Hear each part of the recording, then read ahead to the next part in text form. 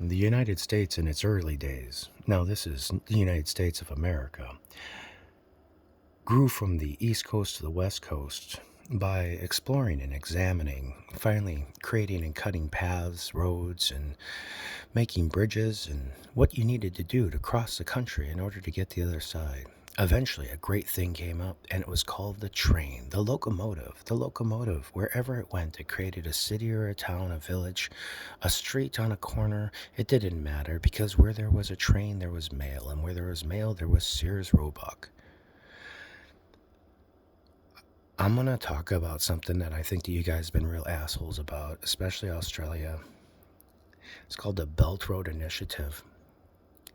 When the United States was making its country work together, they had to do it by bringing it together. And for things to work together, you have to bring them together, and that requires constructs. And the constructs that you create are based on the thought processes or the evidence that you can find that makes them work. Correct? Yes or no? So, if you wanted a process that enabled for better transportation and the allowances to get oxygen or water to countries like India faster, or to Uzbekistan or Kyrgyzstan or even Turkey, let's just say Libya, Lebanon, France, Macedonia, Greece, everywhere. Africa, yeah, we could run it right there if we could, maybe do a jump right over. Anyways, the Belt Road Initiative is no different than what the United States proposed when they started going across the country. And the good thing about a Belt Road Initiative is that you're keeping things on land.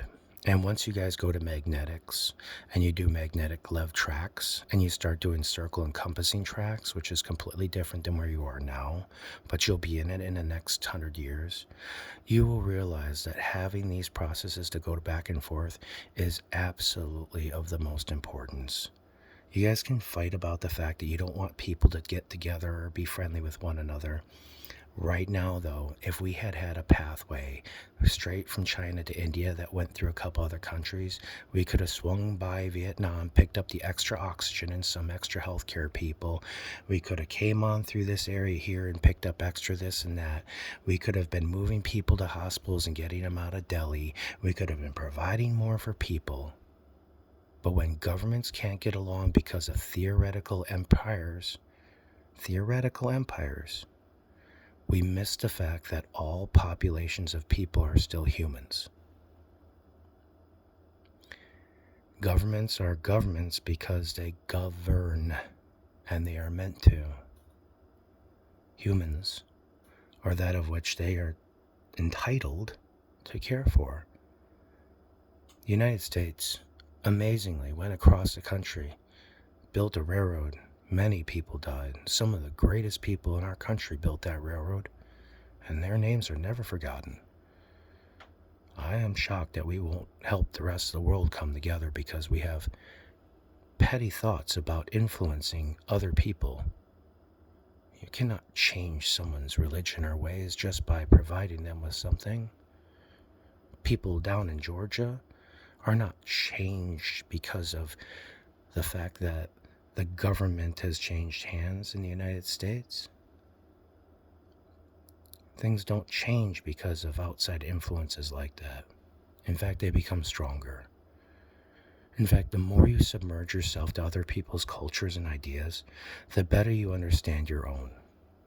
And when you really understand yourself, then, only then will you realize that you, as a whole being of one, have no differences than another whole being of one. The only difference is that your expiration date, it's mainly the difference. Some people have more privileges. Some people have more blessings, I guess is the greater word. Than the word of kindness is that we are all one. That is the word of kindness. I am so ashamed of you to go against the idea of becoming one people and helping each other for petty indifferences. A government designed to govern, meant to govern.